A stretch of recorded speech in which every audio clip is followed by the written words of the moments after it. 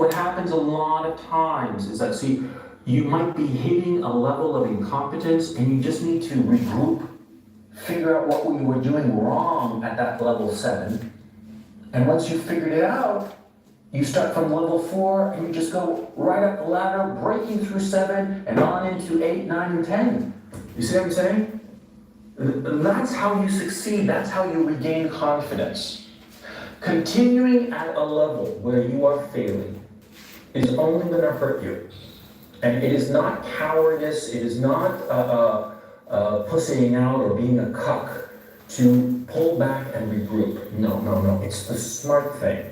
Because other times, retreating is a cuckold move, is a faggot pussy-ass move, yes. But when it comes to your confidence, no. When it comes to an issue that you can succeed at that level 7, but right now you've lost confidence, then you gotta do the smart thing. Because see, confidence is a finite resource. It really is. You can rub it away, and it takes a long time to recover it. So a lot of times it's much smarter than instead of trying to bang your head at a level where you're not succeeding because you've lost confidence, not because you can't do it, but because you've lost confidence for the moment, for whatever reason. It is much better to pull back, regroup, and muscle through up. Now, what's the issue with confidence? Does confidence help you with success? Yes, of course it helps you with success, but it's a very interesting way in which it helps you with success. Because what happens with confidence is that, see, other people perceive it. That's the issue with confidence. I was telling you before about, you're playing basketball, you got the hot hand, you're confident, right? And your teammates start to feed you the ball, even though when they're wide open and you've got like a point guard who's really all over your face, right? They start feeding you the ball. Why? Because they can smell the confidence coming off of you.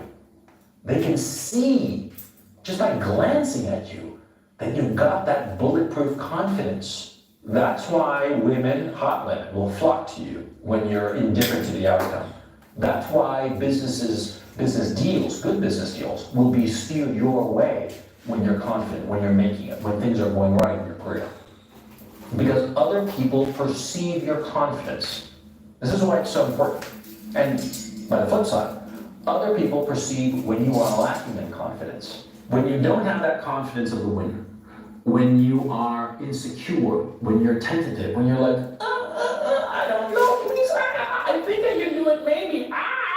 Nobody wants to have anything to do with you when you're this big, insecure pile of pathetic, okay? When you are lacking confidence like that, nobody wants to be around you. No girl wants to fuck you. No prospective business partner wants to make a deal with you. Nobody's going to be feeding you the basketball. Of course not. People sense that lack of confidence. They can smell it.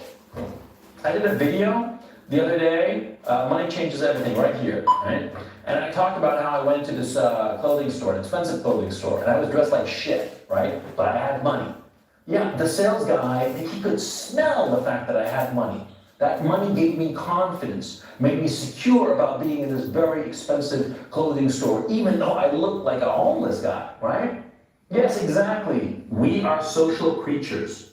We recognize a guy who's alpha. We can smell it. We can smell the guy who's confident. We can tell when the guy has got it, whatever it might happen to be in any given situation. We can smell it. There's something about a guy who's confident, who's winning, who's making it. You can spot him in a crowd. That's why confidence is so important. That's why this video is important. You gotta pay attention to your confidence level. And you gotta take care of it. Don't squander it. Don't do stupid shit just because you feel confident you'll make it. Because you start doing stupid shit thoughtlessly, and you'll start to lose your confidence. Confidence is something that is hard won, and to start losing it foolishly because you start making mistake after mistake. No, confidence is as important as your financial capital. Let me put it to you this way. Suppose you've put together a little nest egg of $100,000. You've scripted and saved over like 5 years and put together this $100,000. And you're thinking that you're gonna use it perhaps for a new business, or perhaps for some rental property, or some move like that, right? And suppose, I came up to you and I say, hey, why did you spend all that money on an expensive car? Would you do it? Of course not. You'd be a fool to do so. And you know you'd be a fool to do so. You've stripped and saved for 5 years and you got this $100,000 nest egg. You're gonna put it to good use. You're not gonna blow it on something stupid, right? Same with confidence. You cannot afford to blow it on something stupid. But a lot of people, especially people who've had their first success and they're sort of like discombobulated by it, a lot of people start getting involved in a lot of stupid shit, squandering their confidence. And all of a sudden, these stupid things that they start getting involved in, they fail. And failure begets failure, and they start to lose their confidence. And as they lose confidence, people start to smell it. And they start to abandon it, quite frankly. Because that's the thing. Everybody wants to be around a confident guy. Everybody wants to be around a winner. But as you lose, as you fail, you start to lose confidence. And as you lose your confidence, people want to get the fuck away from you. And as they get away from you, as you find yourself isolated, more losses accrue. Then you start to feel less and less confident until you're suddenly isolated, no friends, no prospects, nobody, nothing, zero, zilch, and you feel like shit. It's happened to everybody. It's happened to me. We all go through a period like that. And when that happens, we gotta rebuild. And you rebuild with baby steps. You rebuild by regrouping, going down, starting from scratch, and rising back up. That's the way you rebuild your confidence, and it takes a long fucking time. Confidence, like financial capital, is not something that you just get overnight. It takes a long fucking time to get it. But the way you get it is by practice. Practice. You don't scrimp on practicing. You don't try to get around it.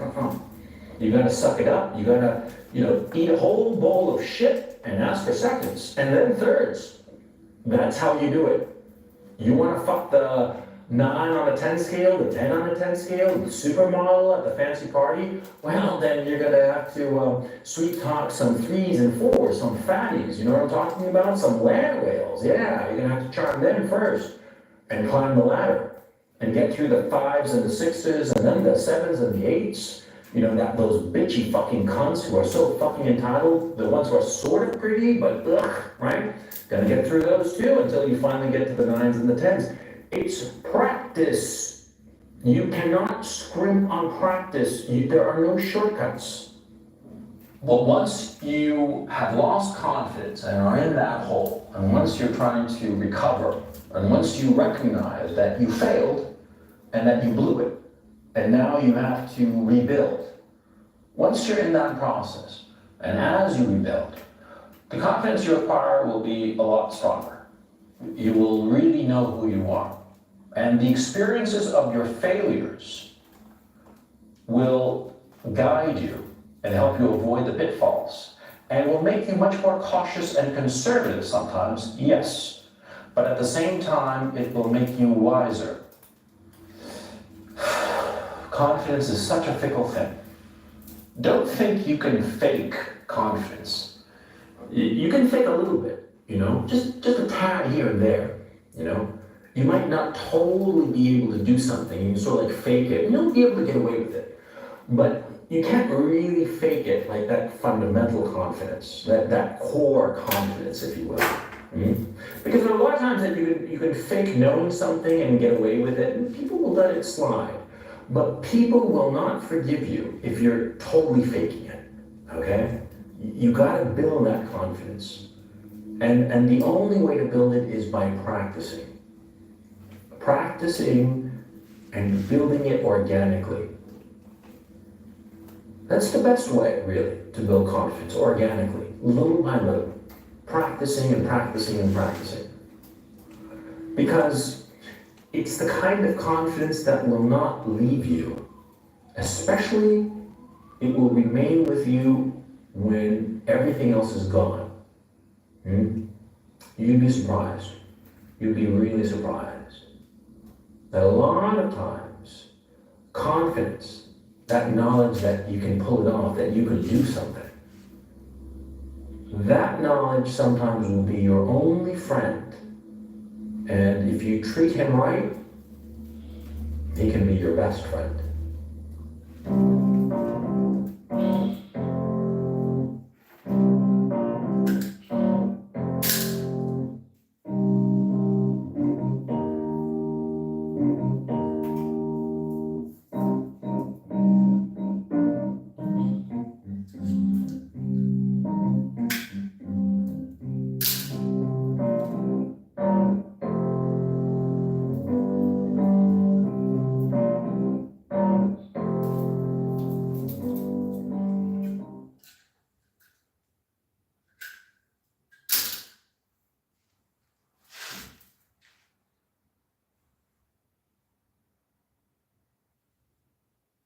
There's lots of people have called me a bastard, and to tell you the truth, I'm proud of it. Yeah, because what is a bastard in this sense? I'm not talking about an illegitimate child, of course.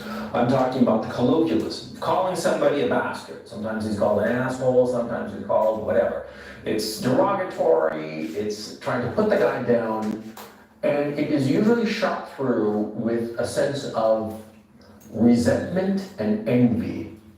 And that is pretty much key to the issue of what it is to be a bastard. Simply put, a bastard is a guy who gets what he wants and is willing to inflict hurt feelings on others in order to get what he wants. Sometimes those hurt feelings can be really, really bad hurt feelings, and sometimes a bastard is willing to inflict actual harm on others in order to get what he wants. That's certainly been the case with me. I mean, I don't have a problem inflicting real harm on others in order to get what I want.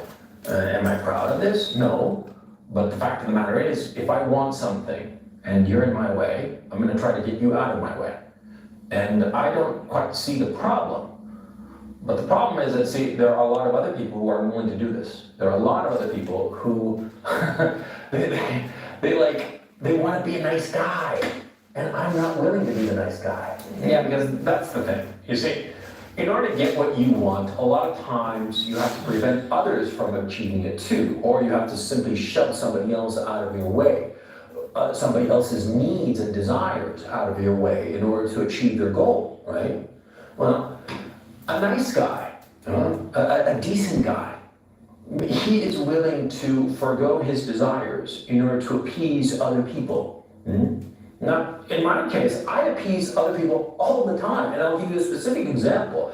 You know, I've got a couple of kids, small kids, right? And I appease them all the time, okay? They want a toy, they want this, they want that, you know, and they'll start to cry if they don't get it. And so I give in, yeah, like a little marshmallow that I am insofar as my kids are concerned, right? Of course I'm going to acquiesce, of course I'm going to give up, but when it comes to some stranger, to some random person, some random adult, okay? Because when I acquiesce to small children, they are not only my children, but they're 4 and 6 years old. When some grown-ass adult wants something, and that interferes with what I want, hell with it. And he has hurt feelings, and he doesn't like it, tough, you know? I'm not going to forego what I want for the sake of some other guy. You see what I'm saying? And that's the key issue of what it is to be a bastard. You see, a lot of guys, a lot of men, perhaps you, a lot of men are taught that they should forego their own desires for the sake of others, that they should be a nice guy and let others win. Let others take the prize that you want.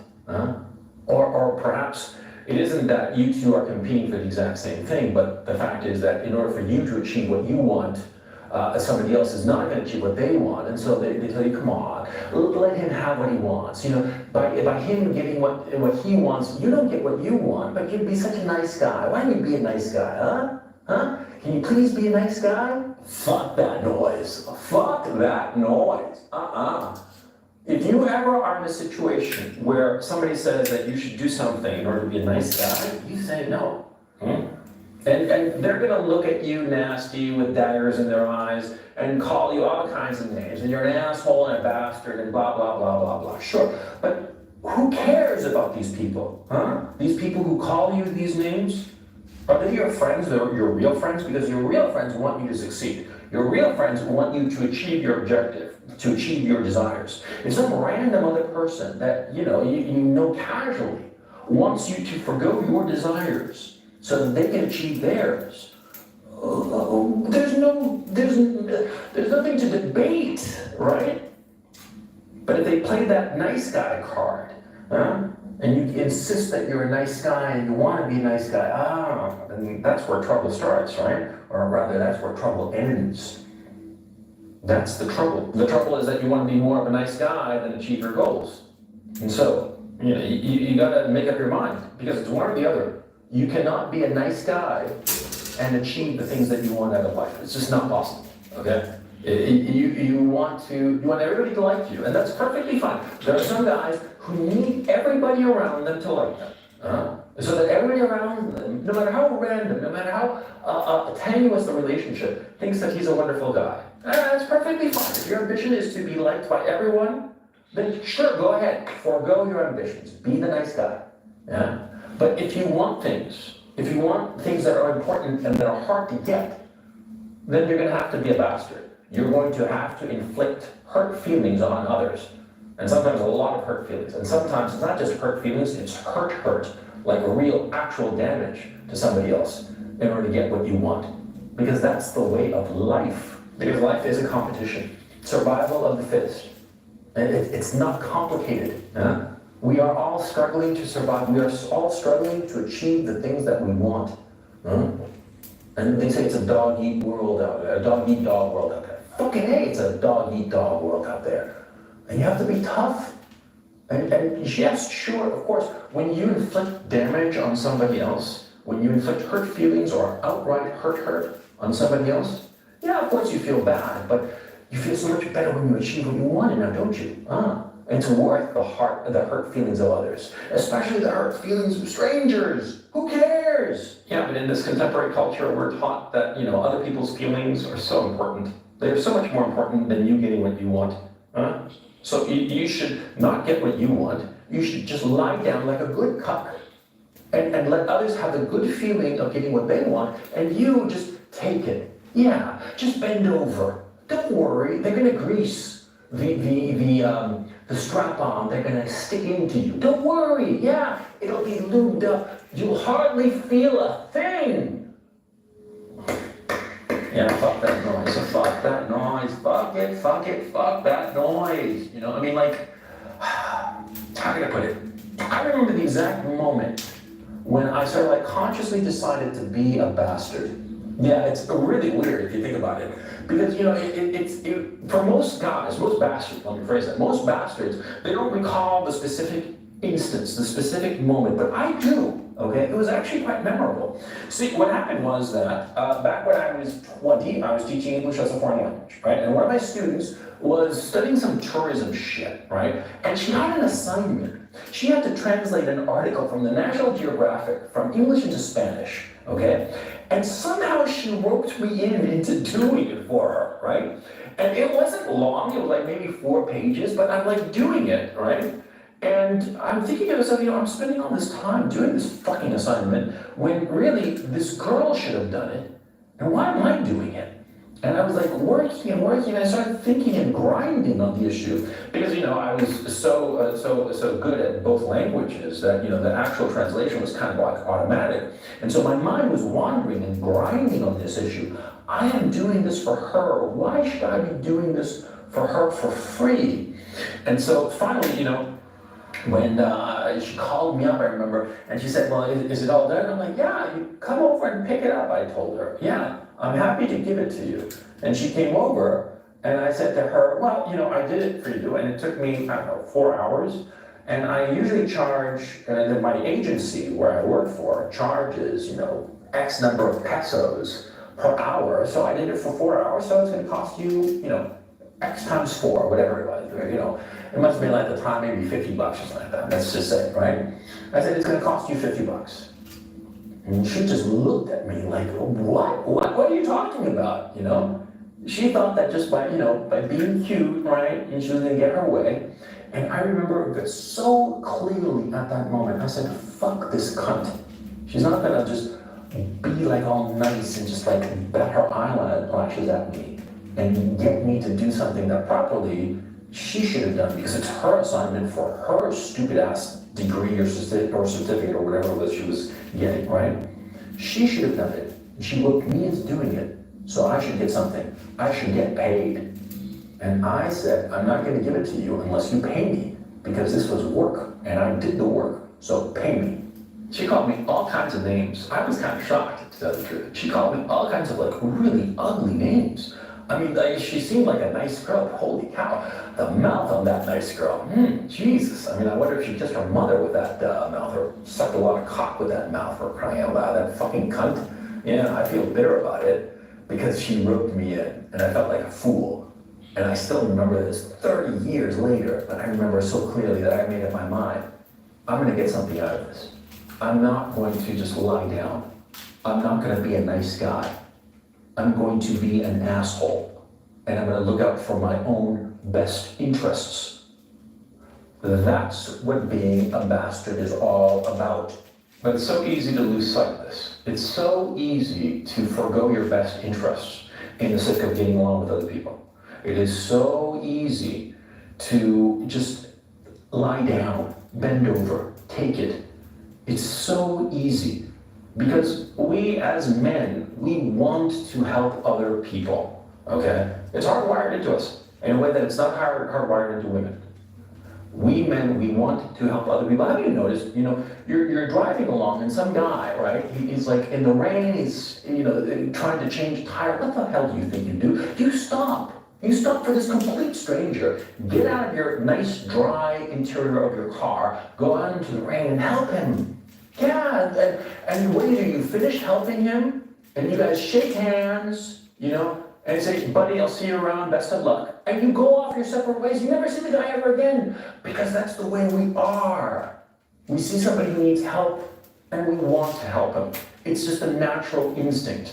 It's a natural instinct that a lot of people take advantage of. A lot of people take advantage of that natural instinct and twist it around. And they turn you into a passive chump. Don't be that way. Don't be the passive chump. Yeah. You feel that you're being taken advantage of? Stick up for yourself. Yeah. And of course, it's going to be unpleasant. Yeah. That girl that I did that assignment for, you have no idea. It was embarrassing at the time. Thank goodness it was just the two of us alone. And it shames me a bit to admit it now, 30 years later, but I was kind of quaking. My voice was trembling when I was bringing this, and she was ferocious. She was pissed. She said, I need this assignment, I have to deliver it tomorrow, or whenever the hell she was supposed to deliver it, right? And she was just going at me, yeah? And I remember, and it changed me. At the same time, I'm kind of proud of it, yeah? But my voice was kind of quaking. I was nervous. I was really nervous. Of course, it's hard to stick up for yourself. Of course, it's hard to draw a line and say, no, my interests, my well-being are more important to me than your interests, your well-being. And if that means that I have to sacrifice this relationship and you call me all kinds of nasty names and us never be friends again, fine. It's hard to do that. I recognize that. But you have to learn it. You have to start doing it. Don't allow yourself to be taken advantage of. It's so easy. It is easy. The passive road, the wrong road in life, is always easy. It's easy to be a chump. It's easy to be taken advantage of. It's easy to roll over, bend over, take it. It's so easy. Passivity is always easier than activity, than being proactive, than sticking up for yourself. I know it because I've experienced it. We all have. We've all experienced the ease with which, it's so much easier to be passive and not pick up arms and stick up for yourself. But you have to. And you have to start with the small things. And you have to face that fire. That girl, I remember her very clearly 30 years later, right? I remember her, I can see her, I can picture the anger in her eyes. And I knew that I was doing the right thing. Even as she was calling me all kinds of nasty names, I can remember, and still today, I feel that warmth, that glow. Huh?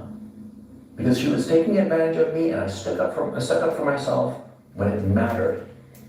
And to tell you the honest truth, this trivial incident 30 years ago, I often think to myself, had I taken the wrong road, had I been just like, oh yeah, here, take it, and she would have been like, thanks, bye, and you know, I wouldn't have gotten laid or anything like that. She had no intention of that, she just wanted to use me, right? If I'd given her the assignment without sticking up for myself, how my life would have been different. Yeah, it would have been radically different probably. And perhaps not, right? Perhaps there would have been some other incident that would have made me stick up for myself. It doesn't really matter at this point, but I feel today as if that tiny little incident really marked a before and after in my life. Yeah, stick up for yourself. No matter how much it hurts, no matter how afraid it makes you feel, stick up for yourself, because the shame that you will feel later, that burning misery in your soul, in that core of who you are. I'm not talking about the God soul or religious soul, no, that inner core that you have, that the you of you. And it'll just burn it like acid on your soul.